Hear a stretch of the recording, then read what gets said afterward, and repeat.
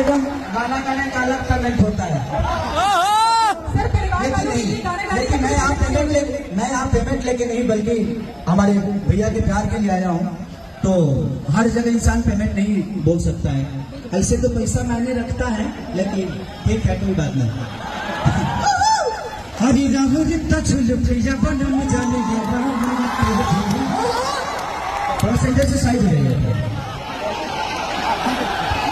एक बार सब लोग अपने मोबाइल का फ्लैश चलाना, सब लोग मोबाइल का फ्लैश चला, अपने अपने मोबाइल का लाइट जला दो। मुझे मजा आता है ऐसे लाइट जलवा के खुद को देखने में।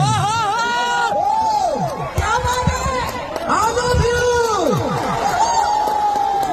हरी की राहु जितना छुल प्रिया बनम जाने ले बाबा तेजी, हाँ हाँ तो बोलिया मिठाई पाचो में बाबा तेजी, कि दौरा में झकास कपड़ा करिया लगेला, कि सबरिया अरे दही जन बना बॉडी बढ़िया लगेला।